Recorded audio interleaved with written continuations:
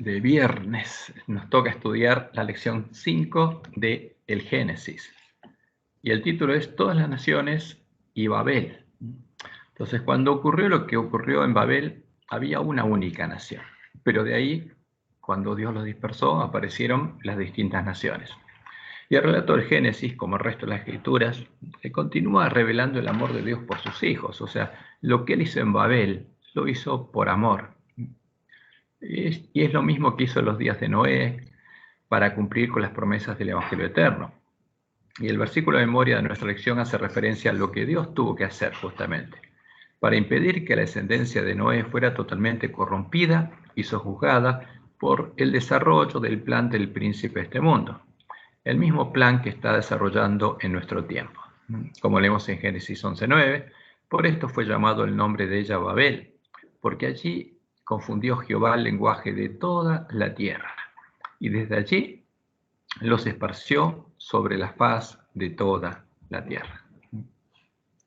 Entonces, como lo estudiamos la semana pasada, y como Jesús lo anunció en su sermón profético, cuando Él viniera a buscarnos como ladrón en la noche, a nosotros, a los adventistas del séptimo día, para llevarnos con Él a la última batalla del plan de redención, la batalla de Armagedón, en medio de su pueblo sucederían eventos similares a los que sucedieron en los días de Noé, cuando se cerró la puerta del arca.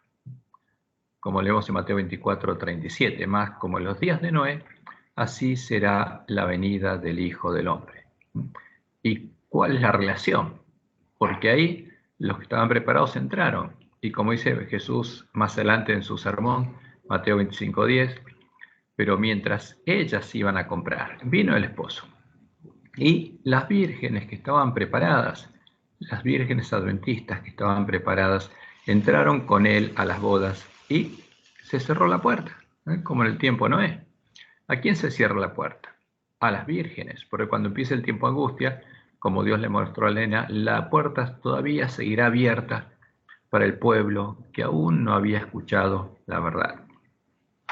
Y al mismo tiempo, en el mundo se estarían desarrollando los planes del príncipe de este mundo para lograr hacer lo que no pudo hacer en Babel, unir a todos los dispersos de Babel en un nuevo reino global y en una misma adoración. La adoración a él, al dragón. Y la que en nuestro tiempo estaría llevando adelante su plan sería su mujer, la Gran Babilonia, la bestia religiosa. Entonces, como el plan de Dios está en manos de su iglesia, el plan de Satanás también está en manos de su iglesia. ¿Y cómo lo llevaría adelante? En primer lugar, uniendo a todas las rameras de la tierra, sus hijas, en una misma adoración, porque ese es el primer paso que ella dio, como leemos en Apocalipsis 13:3 y 4. Vio una de sus cabezas como herida de muerte, pero su herida mortal fue sanada, y se maravilló toda la tierra en pos de la bestia, y adoraron al dragón. Entonces, la bestia religiosa lograría que todos los hombres adoraran al dragón, que había dado autoridad a la bestia, y adoraron a la bestia, diciendo, ¿quién como la bestia? ¿Y quién podrá luchar contra ella? Y fíjense lo interesante, acá dice, se maravilló toda la tierra. No quedó nadie que no se maravillara. Ahora, cuando el pueblo adventista fuera despertado, se daría cuenta que esto ya estaría sucediendo. Y luego, justamente, la preparación del ejército del dragón la haría mandando a sus hijas a reunir a todos los reyes de la tierra a la alianza política religiosa global, que sería el ejército del dragón en la batalla de Armagedón.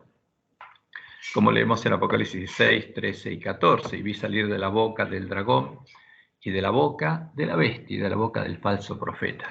Tres instituciones que claramente son el paganismo, lo que adoran abiertamente al dragón, la bestia religiosa, que estaría actuando por medio de la iglesia de Roma, y el falso profeta, que son las iglesias protestantes caídas. Tres espíritus inmundos a manera de ranas, pues son espíritus de demonios.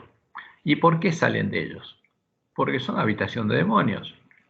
Y estos espíritus de demonios hacen señales y van a los reyes de la tierra, en todo el mundo, para reunirlos a la batalla de aquel gran día del Dios Todopoderoso, unirlos a las rameras. Ahora, ¿cuál es el propósito del dragón? Usar el poder político de los reyes de la tierra para obligar a todos los hombres a adorarlo, haciendo que adoren a las imágenes de las rameras de la tierra, sus abominaciones, sus ídolos. Que en este tiempo, al formarse la triple alianza religiosa, las rameras de la tierra habrían unido para formar la gran imagen del dragón, el dios de la gran Babilonia, ponerla en pie y empezar a adorarla, y buscar a los reyes de la tierra para hacer la misma obra que hizo Nabucodonosor con la réplica de oro de la gran imagen que Dios le mostró en su sueño. Porque Dios le mostró a Nabucodonosor la gran imagen que estaría puesta en pie en el tiempo de los dedos de los pies, o sea, en el tiempo de los últimos reyes de la tierra. Y en ese tiempo Dios cortaría la piedra que desmenuzaría la imagen. Eso es lo que Dios le mostró a Nabucodonosor. Ahora, ¿pero qué dijo él? Porque reconoció en esa imagen a su Dios. Dijo, mi Dios va a ser todo de oro y no va a pasar. Le hizo una imagen de oro y le hizo adorar, mostrándonos lo que harían todas las bestias.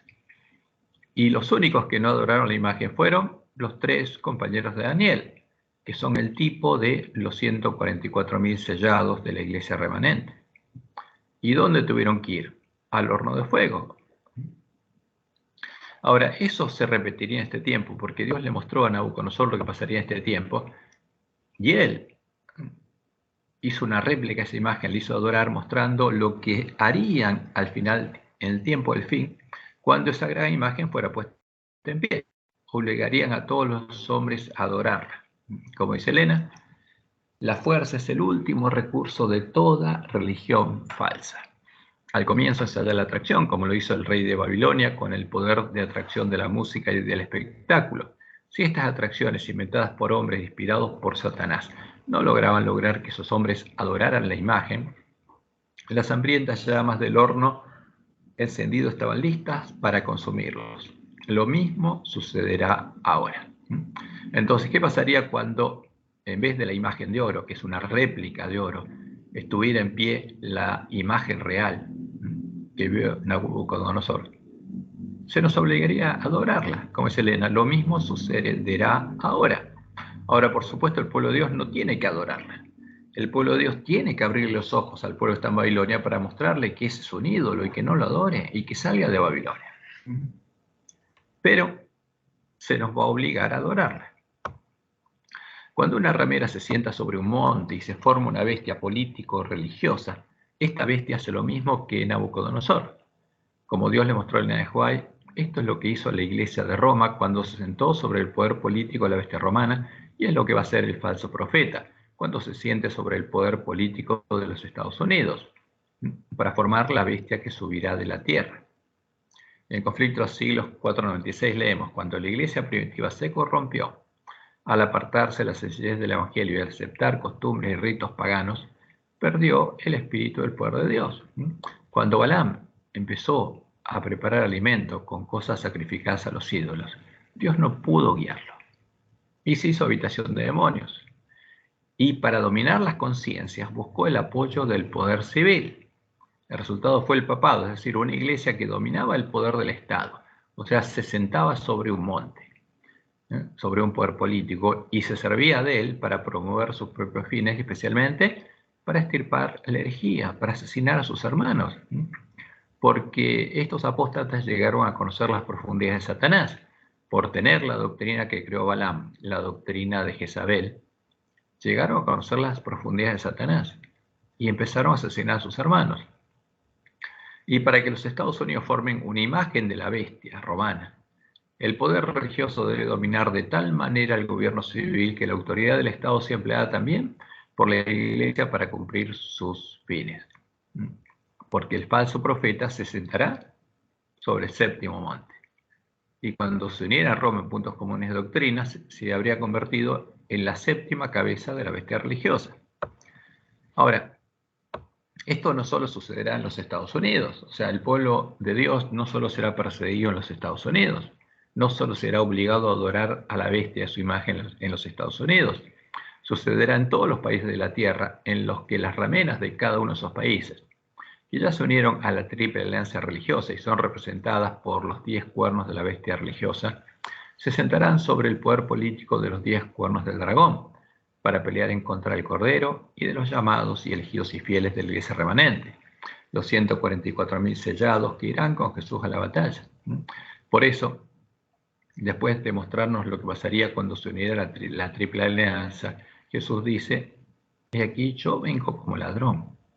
Bienaventurado el que vela y guarda sus ropas para que no ande desnudo, como el ángel de la Odisea, y vea su vergüenza, porque nos está llamando a prepararnos.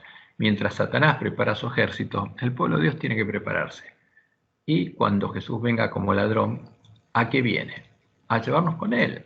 Y los reunió en el lugar que en hebreo se llama Armagedón, el lugar de la última batalla, el antitipo del lugar donde Elías enfrentó a los profetas de Baal. Y leemos en el Conflicto de los Siglos, página 645, los protestantes de los Estados Unidos serán los primeros en tender las manos a través de un doble abismo al espiritismo y al poder romano. Y bajo la influencia de esta triple alianza, ese país marchará en las huellas de Roma, pisoteando los derechos de la conciencia. Y las demás naciones seguirán el ejemplo de los Estados Unidos. Si bien estos encabezarán el movimiento, la misma crisis sobrevendrá a nuestro pueblo en todas partes del mundo. Porque el objetivo de Satanás es crear un gobierno global. Y sobre ese monte que cubra toda la tierra sentará las rameras. Ese es el objetivo de él. ¿Para qué? Para que en todo el mundo el pueblo de Dios sea perseguido. Y en todo el mundo se nos obliga a adorar a la bestia y a su imagen. Y en Apocalipsis 17, 12 al 14 se nos dice lo siguiente: y los 10 cuernos que has visto, los 10 cuernos del dragón, son 10 reyes. 10 es un símbolo de globalidad, que aún no han recibido reino, pero por una hora recibirán autoridad como reyes juntamente con la bestia. Estos tienen un mismo propósito. Para llegar a ser cuerno del dragón, una persona tiene que aceptar el propósito para el que el dragón le da su poder político.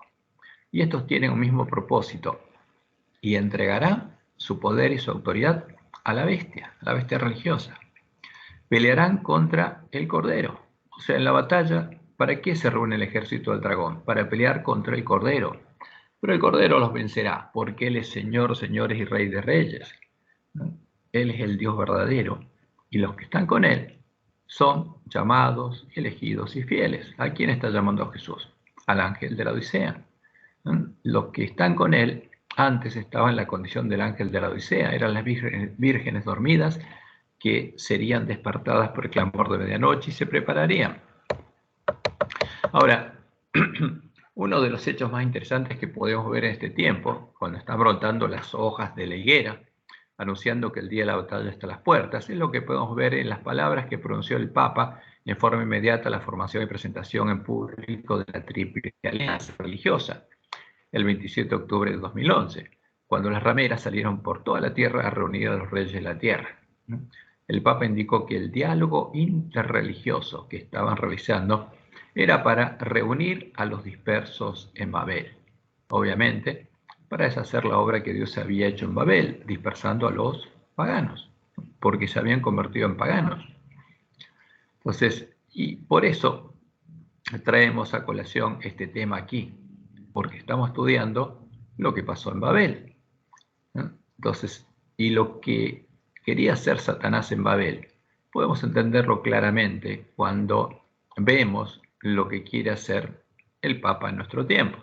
Ahora, este es el llamado del Papa a los líderes políticos y económicos en África, cuando después de formarse la Triple Alianza fue a buscar a los reyes políticos y todas las rameras se esparcieron por toda la tierra buscando a los líderes políticos. Y voy al segundo párrafo. Esto ocurrió el sábado 19 de noviembre del 2011. Entonces, y este es el discurso, la explicación del Papa a los políticos del objetivo del diálogo interreligioso. Quisiera abordar ahora el segundo punto, el del diálogo interreligioso. El auténtico diálogo interreligioso rechaza la verdad humanamente egocéntrica, porque la sola y única verdad está en Dios. Pero él habla de Dios, pero está hablando del Dios de la Gran Babilonia, no del Dios verdadero. Dios es la verdad, dice. Por lo tanto, ninguna religión, Ninguna cultura puede justificar que se invoque o se recurra a la intolerancia o a la violencia. Entonces no está hablando de la intolerancia y la violencia de Roma, está hablando de la intolerancia y la violencia de la que ellos están modelando justamente leyes para impedir.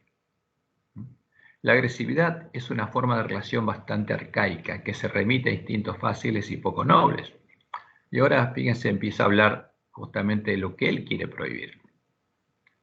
Utilizar las palabras reveladas, las Sagradas Escrituras o el nombre de Dios para justificar nuestros intereses, nuestras políticas tan fácilmente complacientes, nuestras violencias, es un delito muy grave.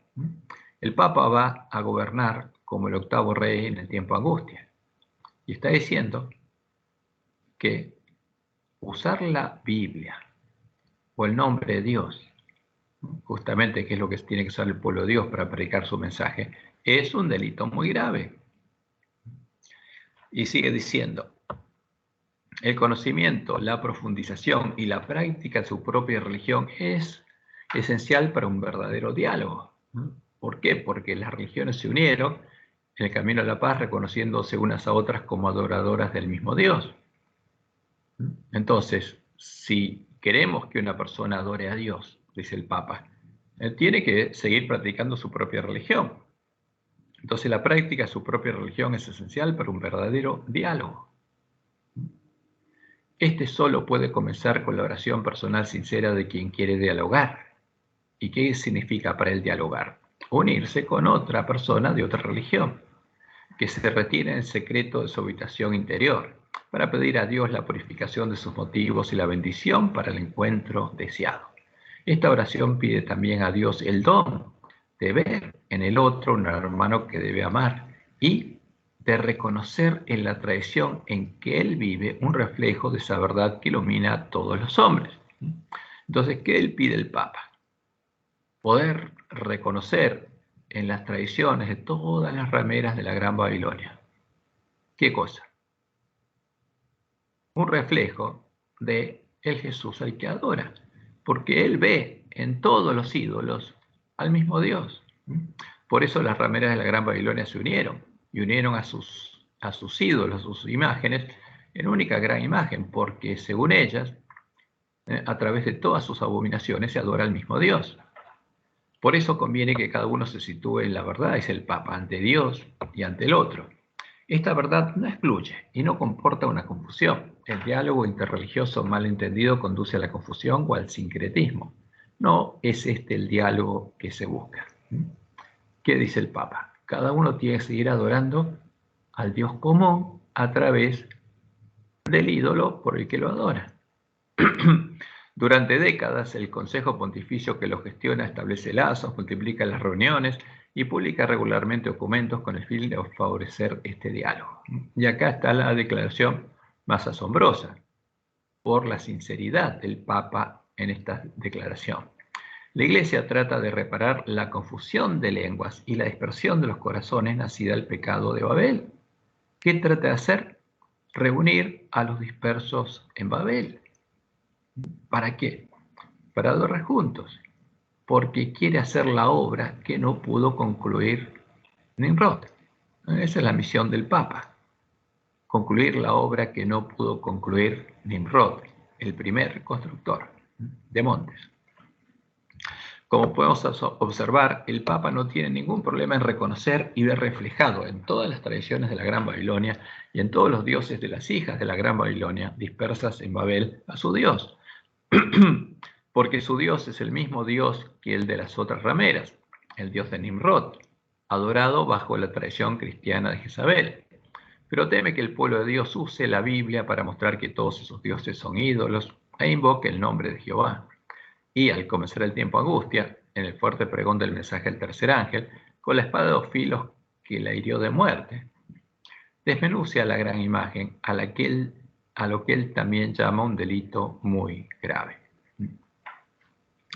Porque fíjense lo que dice la palabra de Dios, Apocalipsis 18, 1 al 5. Después de esto, vi a otro ángel descender del cielo con gran poder, y la tierra fue alumbrada con su gloria. Y clamó con voz potente, diciendo: ha caído la gran Babilonia, y se ha hecho habitación de demonios, y guarida de todo espíritu inmundo, y albergue de toda ave inmunda y aborrecible. Porque todas las naciones han bebido el vino el furor de su fornicación, y los reyes de la tierra han fornicado con ella. ¿Qué hicieron las rameras? Fueron a buscar a los reyes de la tierra, y fornicaron con los reyes. Y los mercaderes de la tierra se han enriquecido de la potencia de sus deleites, porque unieron a todos los reyes al ejército del dragón. Y oí otra voz del cielo que decía: salid de ella, pueblo mío, para que no seáis partícipes de sus pecados ni recibáis parte de sus plagas, porque sus pecados han llegado hasta el cielo y Dios se ha acordado de sus maldades. ¿Y qué dice la palabra de Dios? Salmos 96:5, porque todos los dioses de los pueblos son ídolos. Todos los dioses en los que el Papa ve reflejado su Dios son ídolos. ¿Por qué? Porque su Dios también es un ídolo. Pero Jehová hizo los cielos. Y como dice Joel 2:32, en el tiempo de angustia, y todo aquel que invocare el nombre de Jehová será salvo. Eso es lo que teme el Papa. Porque para unirse con los otros dioses, con los adoradores de otros dioses, no puede usar la Biblia. Porque la Biblia es clara. Y todo aquel que invocar el nombre de Jehová será salvo, porque en el monte de Sión y en Jerusalén habrá salvación, como ha dicho Jehová, y entra el remanente al cual él habrá llamado. En la ciudad de Dios, Jerusalén, no en Babilonia, habrá salvación. Estos hechos nos permiten entender mejor cuál era la obra que Nimrod estaba desarrollando en Babel.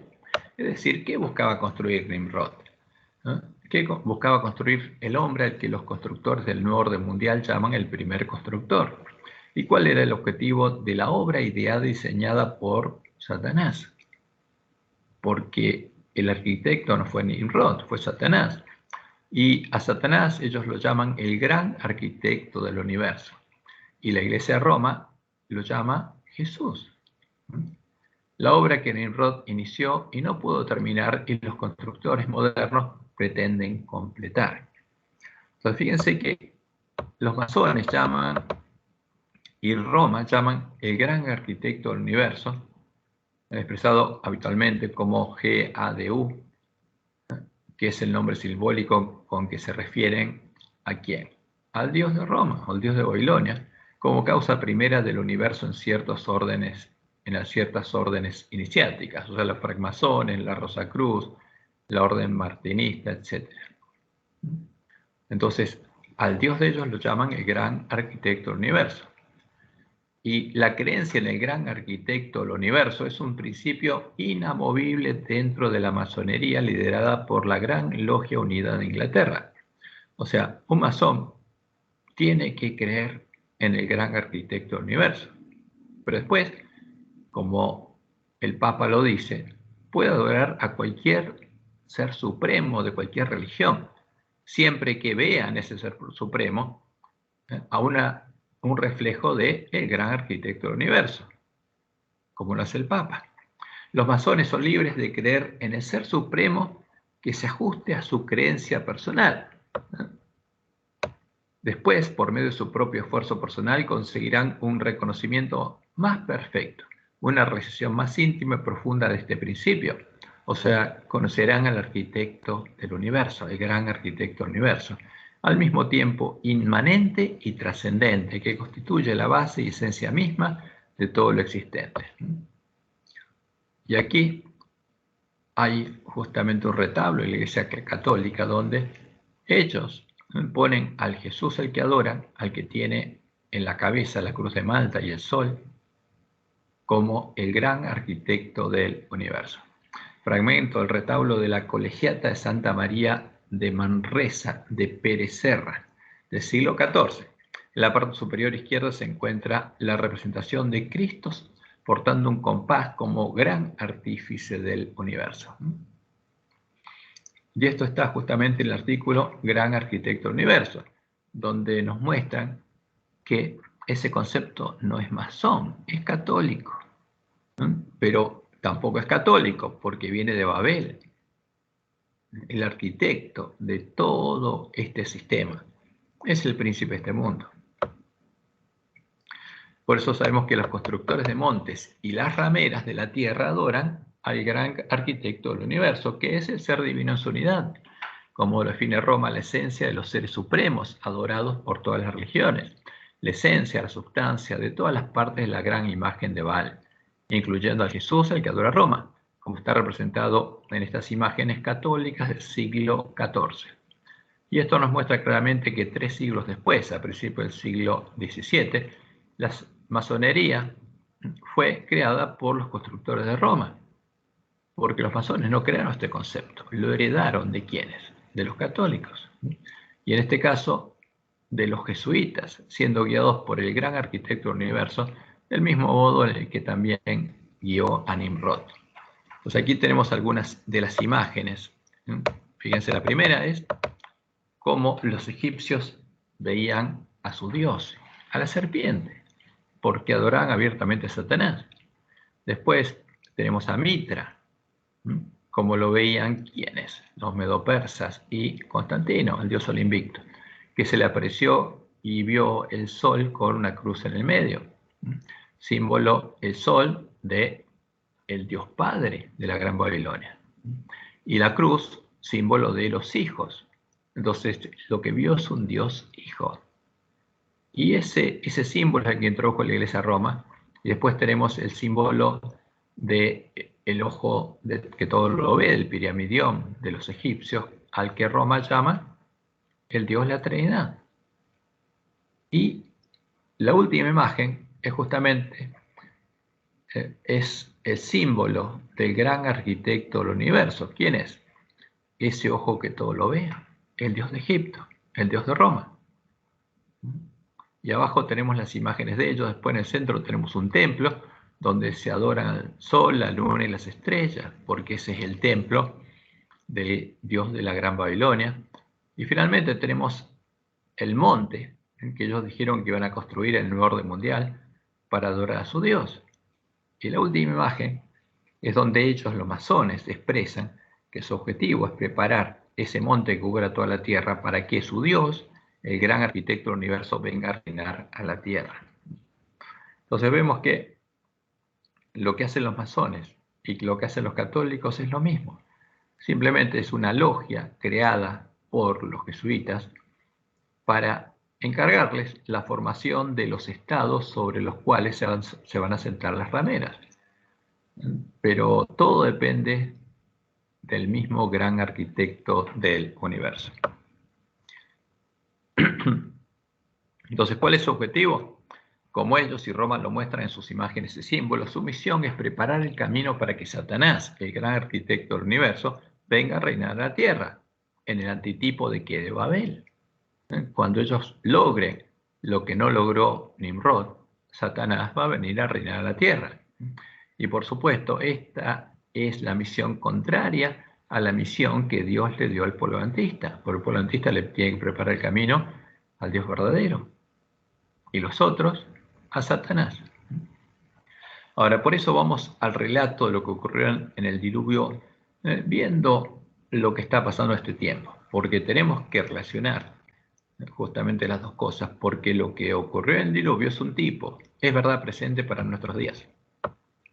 Entonces, cuando Noé y sus hijos salieron del arca, ocurrieron los hechos que nos muestran cómo Satanás estaba trabajando para corromper al remanente de los hijos de Dios y transformarlos en sus hijos. Génesis 9:18, vamos a empezar de Génesis 9:18. Y los hijos de Noé que salieron del arca fueron Sem, Cam y Jafet. Y Cam es el padre de Canaán. Y justamente ese es el nombre que heredó la tierra de Canaán, porque los hijos de Canaán eran los que habitaban en la tierra que Dios le iba a dar a Abraham. Estos 3 son los hijos de Noé, y de ellos fue llena toda la tierra. Después comenzó Noé a labrar la tierra y plantó una viña, y bebió del vino y se embriagó, y estaba descubierto en medio de su tienda. Y Cam, padre de Canaán, vio la desnudez de su padre, y lo dijo a sus 2 hermanos que estaban afuera. Se burló de su padre. Entonces Sem y Jafet tomaron la ropa y la pusieron sobre sus propios hombros y andando hacia atrás cubrieron la desnudez de su padre. teniendo vueltos sus rostros, y así no vieron la desnudez de su padre. Y despertó Noé de su embriaguez, y supo lo que había hecho su hijo más joven, y dijo: maldito sea Canaán, siervo de siervos será de sus hermanos. ¿Y qué hizo? Hizo algo malo, maldijo a su hijo. ¿Por qué? Porque del mal tesoro su corazón sacó malas cosas. Esto no es lo que hizo Dios, lo hizo Noé. Y maldijo a su hijo Canaán, y dijo: siervo de siervos será a sus hermanos. Dijo más: bendito por Jehová mi Dios sea Sem, y sea Canaán su siervo. Engrandezca Dios a Jafet, y habite en las tiendas de Sem, y sea Canaán su siervo. Y vivió Noé después del diluvio 350 años, y fueron todos los días de Noé 950 años, y murió. Fue el último que vivió como los que vivían antes del diluvio. Ahora, ¿quién fue el que maldijo a Cam? Fue Noé, su padre, no fue Jehová, como aparentemente se dice en nuestra lección, o se da a entender. ¿Alcanzaría esa maldición a los hijos de Cam? No, porque contrariamente a lo que enseña Roma, y muchos creen, Jehová no castiga a los hijos por los pecados de sus padres.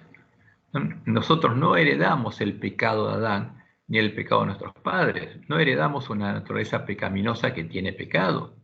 Esa es una doctrina de Jezabel, es parte del vino de Babilonia. Dios es claro, Deuteronomio 24:16. Los padres no morirán por los hijos, ni los hijos por los padres. Cada uno morirá por su pecado. Y en Ezequiel 18:20, Dios lo reafirma diciendo: el alma que pecares, esa morirá. El hijo no llevará el pecado del padre. ¿Los hijos de Adán llevan el pecado de Adán? No, no. El hijo no lleva el pecado del padre. Nosotros no heredamos una naturaleza pecaminosa que tiene pecado. Ese es un invento de Roma. Es parte del vino de Babilonia. El hijo no lleva el pecado del padre. Si heredara el pecado de Adán o de sus padres, Dios estaría diciendo algo incorrecto acá. Pero el hijo no lleva el pecado del padre, ni el padre llevará el pecado del hijo. La justicia del justo será sobre él, y la impiedad del impío será sobre él. ¿Llevaron los hijos de Cam el pecado de Cam? No. ¿Castigó Dios a los hijos de Cam o los maldijo por el pecado de Cam? No. Eso es una acción errónea de Noé. Como veremos en el futuro relato del Génesis, Dios también tuvo siervos fieles entre los hijos de Cam, no solamente entre los hijos de Sem y entre los hijos de Jafet. Y veamos lo que dice Génesis 10:1. Estas son las generaciones de los hijos de Noé: Sem, Cam y Jafet, a quienes nacieron hijos después del diluvio. Y se nos muestran quiénes son los hijos de Jafet: Gomer, Magog, Madai, Javán, Tubal, Mesec y Tiras. Y cada uno de estos tuvo hijos. Y estos, fíjense como dice Génesis 10:5, se poblaron las costas. Y los hijos de Cam fueron Cus, Misraim, Fud y Canaán. Entonces, Cus es hijo de Cam, el hijo menor de Noé al que Noé maldijo. Y también Canaán, el que habitó en la tierra que después fue tierra de Israel. Y los hijos de Cus fueron Seba, Ávila, Sapta, Rama y Sapteca. Y los hijos de Rama, Seba y Dedán. Y Cus engendró después ¿a quién? A Nimrod. Porque Nimrod es hijo de Cus, hijo de Cam. O sea, es nieto de ¿quién? Noé. Noé engendró a Cam, Cam a Cus, que es nieto de Noé, y Cus a Nimrod, que es bisnieto de Noé, quien llegó a ser el primer poderoso en la tierra. ¿Qué significa esto? Fue el primer rey, el primero que quiso ser un rey en la tierra, el primero que tuvo en su corazón el mismo sentir que tuvo el príncipe de este mundo en el cielo. Este fue vigoroso cazador delante de Jehová. Pero la realidad es que enfrentando a Jehová, porque justamente quiso hacer lo contrario a la voluntad de Dios. Por lo cual se dice así como Nimrod, vigoroso cazador delante de Jehová. ¿Qué significa que Nimrod haya sido el primer poderoso en la tierra? Significa que fue el primer hombre que se encumbró como rey sobre sus hermanos. Significa que fue el primer hombre que, como Satanás en el cielo, quiso enseñorearse sobre sus hermanos y estableció el primer reino, enfrentando a Dios como el primer poderoso que enfrentó a Dios, ¿no? Como lo harían justamente las cabezas y los cuernos del dragón. Y Génesis 10:10 dice lo siguiente: fue el comienzo de su reino, porque estableció un reino. Abel, Erec, Acad y Calne en la tierra de Sinar, porque construyó ciudades para que sean parte de su reino. Como lo había hecho Caín al construir la primera ciudad, Nimrod empezó a construir ciudades en la llanura de Sinar, su reino, para que en ellas vivieran todos los hijos de Noé y así poder sojuzgarlos, contrariando la orden de Dios de esparcirse por toda la tierra. Y cuando Dios confundió las lenguas y esparció a los impíos en Babel, Nimrod se mudó a las tierras de Asiria y continuó su obra. Como leemos en Génesis 10:11, de esta tierra salió para Siria y edificó Nínive, la que sería la capital del imperio asirio. Rehob, Cala y Resén, entre Nínive y Cala, la cual es ciudad grande. Y fíjense lo que dice: Misraim engendró a Ludim y etcétera, donde salieron los filisteos. Y ahora vamos al versículo 15, lo que pasó con Canaán, el hermano de Cus, el hijo de Can. Y Canaán engendró a Sidón, su primogénito. Entonces fíjense los hijos de Canaán. El primero es Sidón. Pero Sidón justamente dio lugar al reino de Tiro y Sidón. Que en la Biblia Dios toma al rey de Tiro como símbolo de ¿quién? De Satanás. Y de ahí salió Jezabel. Y Canaán engendró a Sidón, su primogénito, a él, al Jebuseo, al amorreo, ¿no? Es importante esto, al amorreo, y a todos los otros que vivieron en Canaán, a los cananeos, porque cada uno dio origen a un pueblo. Y fue el territorio de los cananeos desde Sidón, en dirección a Gerar hasta Gaza, y en dirección de Sodoma y Gomorra, Adma y Seboín hasta Lázaro. ¿Por qué? Porque de Cam vino el pueblo de Sodoma y Gomorra, porque estaban en la tierra de Canaán. Entonces de Cam vinieron el rey de Sidón, Sodoma y Gomorra y el amorreo. Como podemos ver, de Canaán, tío de Nimrod, vinieron los cananeos que habitaron en la tierra de Canaán hasta que Dios llevó a esa tierra al pueblo de Israel. ¿Qué pasó con ellos? Algunos se corrompieron rápidamente, como los habitantes de Sodoma y Gomorra y los habitantes de Tiro y Sidón, de donde vino Jezabel. Pero otros, como los amorreos, fueron inicialmente fieles a Dios, por lo cual Dios no le daría sus tierras al pueblo de Israel hasta que su maldad llegara al colmo. Como leemos en Génesis 15, del 13 al 16. Entonces Jehová dijo a Abraham: ten por cierto que tu descendencia morará en esta tierra y será esclava allí, y será, perdón, tu descendencia morará en tierra ajena, en Egipto, y será esclava allí y será oprimida 400 años. Ahora, ¿por qué? Y después termina explicándole. Y en la cuarta generación volverá acá, porque aún no ha llegado a su colmo la maldad del amorreo hasta aquí. ¿Qué pasaba? Los hijos de Canaán, los amorreos, también vivían en la tierra. Y no se habían corrompido como los de Sodoma y Gomorra, porque si no, Dios ya los habría quitado. Pero no había llegado al colmo la maldad del amorreo. Pero cuando Dios llevó a la tierra de Canaán a los hijos de Israel, los cananeos se habían corrompido tanto como los antediluvianos y los habitantes de Sodoma y Gomorra, que Dios había decidido raerlos de la tierra. Y por eso dijo al pueblo de Israel que cuando ellos pelearan con estos pueblos y tomaran sus tierras, no dejaran a ninguno vivo, porque los iban a corromper a ellos. Israel se corrompió por no cumplir el mandato de Dios. Y el relato sigue hablando de los hijos de Sem. También le nacieron hijos a Sem, ¿no? Y termina el versículo 32. Estas son las familias de los hijos de Noé por sus descendencias, en sus naciones. Y de estos se esparcieron las naciones en la tierra después del diluvio. Ahora, vamos a lo que estaba pasando en Babel, porque eso es el centro, porque es el tipo de lo que está pasando ahora.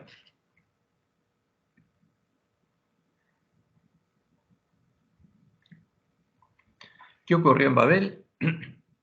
Guiados por Satanás, Nimrod y su mujer, Semiramis, crearon la primera religión pagana de la tierra, la primera hija de la gran Babilonia, la mujer del dragón, y las primeras abominaciones de la tierra, los primeros ídolos, a través de los cuales adorarían al dragón, el gran arquitecto del universo. Esta es la tradición pagana que se esparciría por toda la tierra, ¿no? Y podemos ver que todas tienen la misma tradición, que después le fueron agregando alguna cosita, pero es la tradición generada en Babel. Y vamos ahora a Génesis 11. Tenía entonces toda la tierra una sola lengua y unas mismas palabras, el lenguaje de Edén. Y aconteció que cuando salieron de oriente, hallaron una llanura en la tierra de Sinar y se establecieron allí. Y se dijeron finalmente unos a otros: vamos, hagamos ladrillo y cosámoslo con fuego. Y les sirvió el ladrillo, piedra, y el asfalto en lugar de mezcla, porque empezaron a construir ciudades. Y dijeron: vamos, edifiquémonos una ciudad y una torre, cuya cúspide llega al cielo. Y hagámonos un nombre, por si fuéremos esparcidos sobre la faz de la tierra. Entonces, el gran arquitecto del universo hizo el plan, el modelo, y los mandó a construir.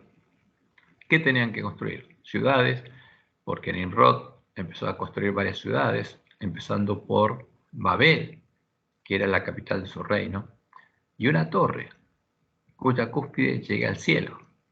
Y también dice: hagámonos un nombre, por si crearon un dios, otro dios. Ahora,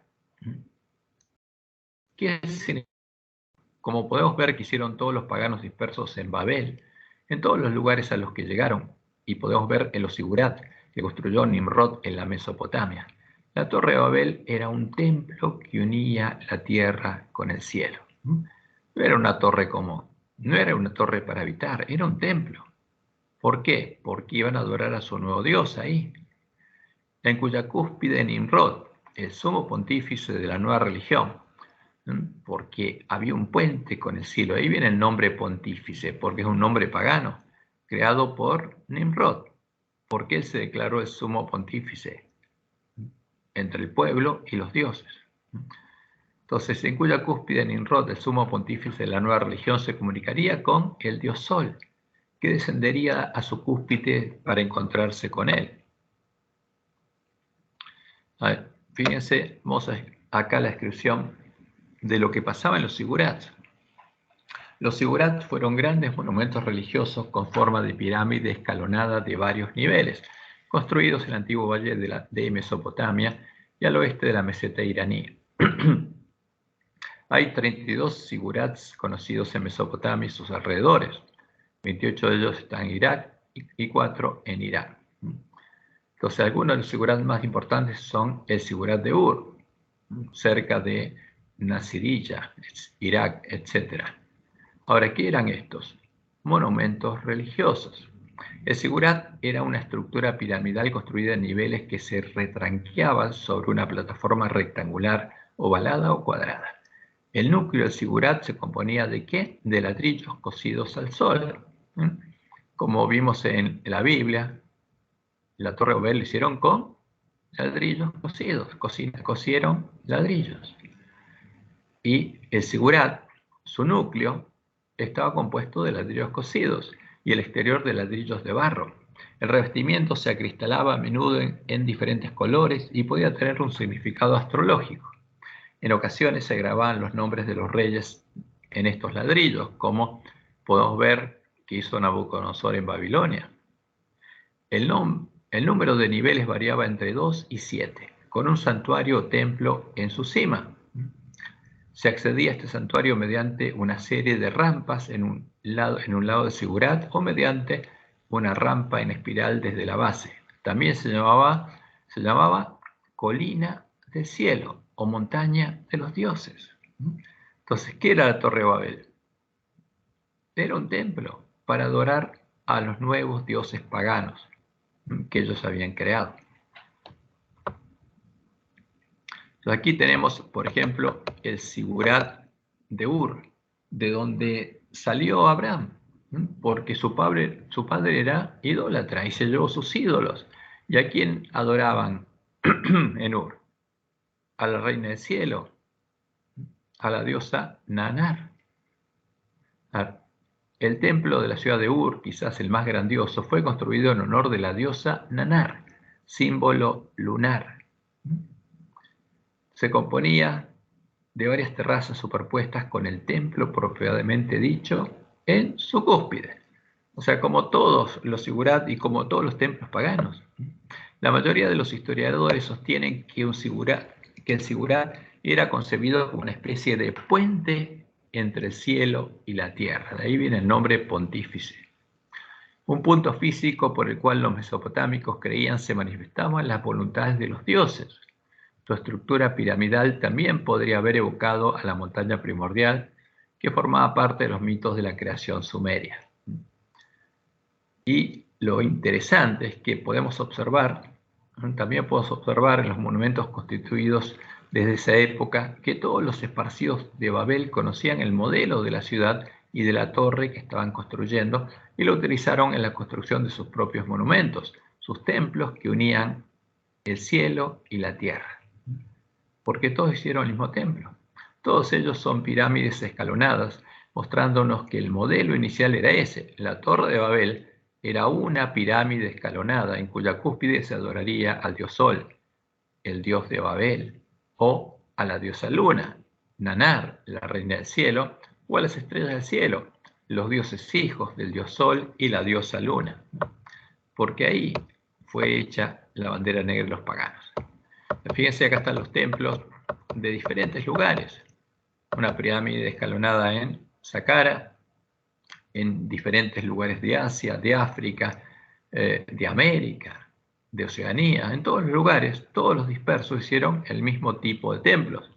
Aquí tenemos el Monte Monks en Estados Unidos, que también era una pirámide. Tenemos las pirámides de Caral, en Supe, norte de Lima. Tenemos la pirámide del Sol en México, en Teotihuacán, la pirámide de la Luna en Teotihuacán. Es lo mismo que habían hecho en Babel. Y tenemos la pirámide de Kukulcán, la que hicieron los mayas, las otras la hicieron los aztecas. ¿Para adorar a quién? A la serpiente que descendía, a Satanás, a la serpiente emplumada. Todos los paganos tenían un nombre común. ¿Qué cosa? Un ídolo en común, porque este nombre en común era un ídolo, el dios de Babel, e hicieron réplicas de la torre que estaban construyendo Babel para adorar a este ídolo. Sobre todos estos montes altos, como lo hicieron los mayas, los aztecas y los egipcios, se adoraba y se adora al mismo Dios, a El Amo, el Señor, Baal, el dios Sol. Se adora a Kukulcán, la serpiente emplumada, a Lucifer. ¿Cómo sabían justamente los mayas y los aztecas que Lucifer era una serpiente, que la serpiente tenía alas y era emplumada? ¿Cómo lo sabían? Porque son los herederos ¿de quién? De Babel. De ahí trajeron todas sus tradiciones. Ahora, ¿y los egipcios qué hacían? Fíjense, hacían pirámides y en la punta empezaron a decir que ahí se posaba el dios Sol, Ra. El piramidión o piramidón es la pieza pétrea de forma piramidal que se situaba en la parte más alta de los obeliscos y pirámides o cúspides, que simbolizaba el lugar donde se posaba el dios solar Ra o Amón Ra, en la cúspide del monumento como punto de unión entre el cielo y la tierra. Por eso estos templos unían el cielo y la tierra, porque la cúspide tenían un templo donde se posaba el dios Sol, o, como en la pirámide egipcia, simbolizaba el lugar donde estaba el dios Sol, el dios de los paganos. Justamente por eso en Babel fue creada la bandera negra de los paganos, la bandera de Satanás, con las imágenes del sol, la luna y las estrellas, que posteriormente sería introducida en medio de la iglesia cristiana por los apóstatas de la iglesia primitiva, que se unían al rey de la bestia romana y a Jezabel, porque Dios llama a la región pagana Roma la mujer Jezabel, porque haría la misma obra que la Jezabel, que era hija del rey de Tiro y Sidón y que se casó con Acab.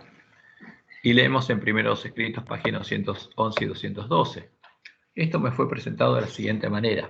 Una gran compañía de idólatras paganos llevaba una bandera negra, sobre el cual se veían figuras del sol, la luna y las estrellas. ¿Quiénes eran estas idólatras paganos? Los idólatras romanos, en defensa de la región pagana de Roma, de la mujer Jezabel, porque Jezabel no es la iglesia católica. Jezabel es la región pagana de Roma que se disfrazó de iglesia después. Esta compañía parecía feroz y airada. Se demostró luego otra compañía que llevaba una bandera de un blanco puro, sobre la cual estaba escrito pureza y santidad a Jehová. Y esto es claro, había idólatras que adoraban imágenes, las imágenes del sol, la luna y las estrellas, y había un pueblo que adoraba solamente ¿a quién? Al único Dios verdadero, y tenía una bandera en blanco puro sin ninguna imagen. No se hacía ninguna imagen. Y adoraba a Jehová. Sus rostros se distinguían por su firmeza y una resignación celestial. Vi a los paganos idólatras acercárseles y hubo una gran matanza. Esta es la gran matanza con la que terminó el periodo de Esmirna.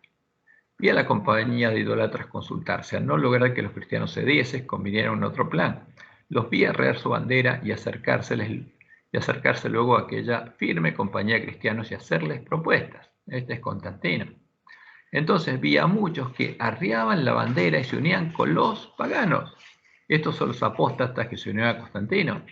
Pero los que permanecían firmes la recogían y la enarbolaban. Vi que constantemente había personas que abandonaban la compañía de aquellos que llevaban la bandera pura, apostataban y se unían con los paganos bajo la bandera negra. ¿Qué llevaban? La bandera negra. ¿Qué se hicieron? Paganos. Para perseguir a los que llevaban la blanca, porque los apóstatas, después de ponerse bajo la bandera negra, llegaron a conocer las profundidades de Satanás, por tener la doctrina que creó Balaam, la doctrina de Jezabel, y empezaron a perseguir y asesinar a sus hermanos. Por eso el Papa, que es el que eleva la bandera negra a los paganos, reconoce en los ídolos de las otras religiones paganas a su Dios, porque es la misma bandera y es el mismo Dios. Muchos eran muertos y sin embargo la bandera blanca se mantenía en alto y otros creyentes eran suscitados para reunirse en derredor de ella. Entonces, aunque el idioma de los pueblos ahora después de la dispersión era distinto, los símbolos, las formas de sus templos, sus dioses y sus imágenes seguirían siendo los mismos. Porque no hay diferencia, pero cada uno crearía su propia tradición pagana. Por esa causa, en el tiempo del fin, al crear cada uno de los reinos que luego unirían para formar el gran monte global sobre el que deberían sentarse todas las rameras, los constructores de montes seguirían el mismo modelo. Al mismo tiempo, por sus signos e imágenes comunes, a las rameras les resultaría fácil reconocerse como adoradoras del mismo Dios, porque todas elevan la misma bandera, el Dios creado en Babel, porque de ahí tomaron la bandera negra los paganos, y por eso les sería fácil unir a todas sus imágenes en una única gran imagen y unirse en una misma adoración. Y aquí tenemos los símbolos que usa la profecía del Apocalipsis, donde está el dragón, que en el cielo arrastró a la tercera parte de las estrellas, y vino a la tierra con esas estrellas y con su mujer, la gran Babilonia, que sería la madre de las rameras de la tierra. Y en la tierra al dragón tendrían 7 cabezas y 10 cuernos, y a su mujer, que es representada por la bestia Apocalipsis 13 también, ¿no? Y actuarían juntos. Y las cabezas del dragón son los montes donde estarían las rameras, las hijas de la mujer. Sobre la primera cabeza del dragón se sienta la primera cabeza de la mujer. Es la ramera que se sienta en el primer monte, y así siguiendo hasta Roma y Estados Unidos. Y finalmente, los 10 cuernos del dragón representan a la totalidad de los reyes de la tierra, que le van a dar su poder en tiempo de angustia a la bestia religiosa. Y van a pelear contra ella en contra del pueblo de Dios. Ahora, la pregunta es, ¿se uniría a esta adoración el pueblo adventista, como muchos de los descendientes de Noé en Babel? La palabra profética más segura nos advierte que este es el objetivo del dragón, y que, como resultado de la obra de Jezabel y sus siervos, que ella habría enviado a nosotros y habrían venido vestidos de ovejas para darnos a beber del vino el furor de la fornicación de Babilonia, muchos adventistas lo harían. Muchos adventistas se unirían a la adoración de los ídolos de Babilonia. Entrarían por la puerta ancha y empezarían a recorrer el camino espacioso que lleva a la perdición, como dice Elena, y está en Evento de los Últimos Días, página 181. Una cosa es cierta: los adventistas del séptimo día, que adoptan su posición bajo la bandera de Satanás, primero abandonarán su fe en las advertencias y reproches contenidos en los testimonios del Espíritu de Dios, porque Dios nos mostró lo que va a pasar. Todo lo que pasaría en medio del pueblo adventista ya fue anunciado. ¿Para qué? Para que nadie pueda engañarnos. Ahora, si nosotros perdemos nuestra fe en la palabra profética más segura y quedamos a oscuras en medio de la noche, podemos ir a parar a cualquier lugar. Es por esa causa que, por amor a nosotros, antes que llegara el día en el que Él actuaría, Dios nos enviaría al profeta Elías para que descubriéramos el engaño, recuperáramos el conocimiento de la verdad echada por tierra y eleváramos la bandera a un blanco puro de la iglesia primitiva, la bandera que no tiene ninguna imagen, la bandera que tiene solamente la inscripción: pureza y santidad de Jehová. Esta es la bandera que elevarán los 144.000 sellados de la iglesia remanente, los que habrán recuperado la fe de la iglesia primitiva. Entonces, ¿qué hizo Dios entonces en Babel? ¿Dejaría Dios que el dragón creara la primer bestia en Babel, el primer monte sobre el cual se sentaría una ramera y sojuzgara a sus hijos, obligándolos a adorar al dragón? Y la respuesta es no, no lo permitió. Ahora, esta es una cita que aparece en la lección del viernes y es interesante.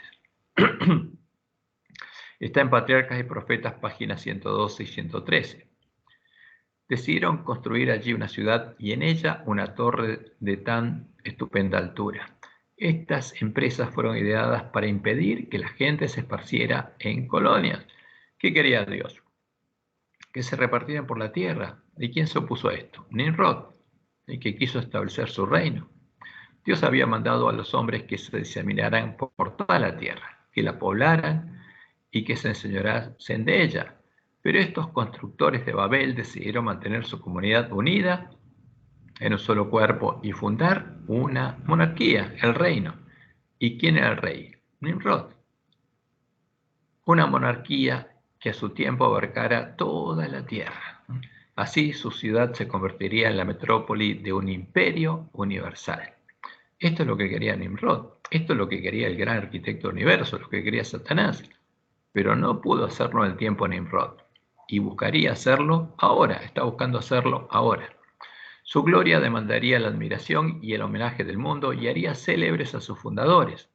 La magnífica torre, que debía alcanzar hasta los cielos, estaba destinada a ser algo así como un monumento del poder y la sabiduría de sus constructores, para perpetuar su fama hasta las últimas generaciones. Toda la empresa tenía por objeto exaltar aún más el orgullo de quienes la proyectaron y apartar de Dios las mentes de las generaciones futuras y llevarlas a la idolatría. Porque en Babel empezó la idolatría y teniendo a todo el mundo en medio de Babel, el tipo de la Gran Babilonia, lograrían que todos adoraran al dragón. Este era el plan del dragón. Por esa causa, para que el desarrollo del plan de Satanás por parte de los descendientes de Noé, que habían dejado de ser parte de los hijos de Dios para transformarse en hijos de los hombres, y eso es lo triste, los que fueron salvados del diluvio fueron el remanente de los hijos de Dios, pero ahora la mayoría ya eran hijos de los hombres, como Caín, como los antediluvianos. Y para que la obra de ellos, guiados por Satanás, por el gran arquitecto del universo, no impidiera el cumplimiento de las promesas del Evangelio eterno, Dios confundió la lengua de todos los descendientes de Noé y los esparció por toda la tierra. Génesis 11:5. Y descendió Jehová para ver la ciudad y la torre que edificaban los hijos de los hombres. Los hijos de Dios, los hijos de los hombres. Ya eran como Caín. Y dijo Jehová: he aquí el pueblo es uno, y todos estos tienen un solo lenguaje, y han comenzado la obra, y nada les hará desistir ahora de lo que han pensado hacer. Ahora pues, descendamos y confundamos allí su lengua, para que ninguno entienda el habla a su compañero. Así los esparció Jehová desde allí sobre la faz de toda la tierra, y dejaron de edificar la ciudad. Por esto fue llamado el nombre de ella Babel, porque allí confundió Jehová el lenguaje de toda la tierra, y desde allí los esparció sobre la faz de toda la tierra. ¿Qué buscaría hacer Satanás a partir de ese momento? Como lo confesó el público el Papa, Satanás planea volver a reunir a los dispersos en Babel en un nuevo imperio universal, para que todos juntos lo adoren y él pueda venir a reinar a la tierra en su reino de 1000 años de paz y prosperidad, el reino al cual le preparan el camino en las rameras de la tierra, junto a la bestia y al falso profeta. ¿Le permitiría a Dios que lo hiciera? ¿Le permitirá ahora a Dios que lo haga? Como se lo mostró a Nabucodonosor en su sueño y lo reveló en el Apocalipsis, solo se lo permitiría hacer cuando llegara el tiempo de la última generación. Pero en este tiempo lo haría. En ese tiempo Jehová, el Rey de Reyes y Señor de Señores, no volvería a confundir sus lenguas, sino, junto a los llamados y elegidos y fieles del remanente del pueblo adventista, los 144.000 sellados, pelearía contra ellos en la última batalla del plan de redención, llamando al resto de su pueblo a salir de la Gran Babilonia, a salir del último gran antitipo universal de Babel y a entrar por las puertas de su ciudad, la Nueva Jerusalén, para poder ser salvo. Por eso es interesante e importante entender lo que pasó en Babel. Como dice Apocalipsis 22, 14 y 17, bienaventurados los que lavan sus ropas para tener derecho al árbol de la vida y para entrar por las puertas de la ciudad. Y el espíritu y la esposa, porque va a haber esposa, dicen, ven. Y el que oye, diga, ven. Y el que tiene sed, venga. Y el que quiera, tome del agua de la vida gratuitamente. ¿Por qué? Porque la puerta aún va a estar abierta para el pueblo que está en medio de la Gran Babilonia. Va a ser el último llamado del espíritu y en este caso de la esposa, de los 144.000 sellados que Jesús ya habrá confesado en las bodas del Cordero y estarán sin mancha delante del trono de Dios.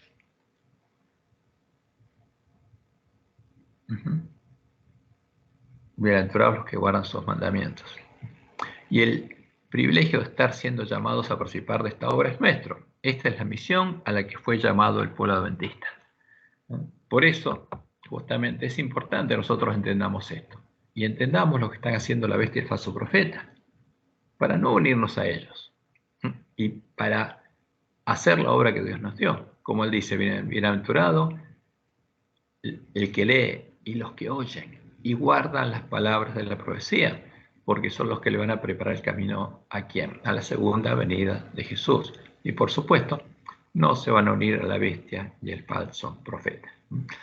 Que Jehová los bendiga y los guarde y los guíe a toda verdad. Y nuevamente, tenga un hermoso y feliz sábado.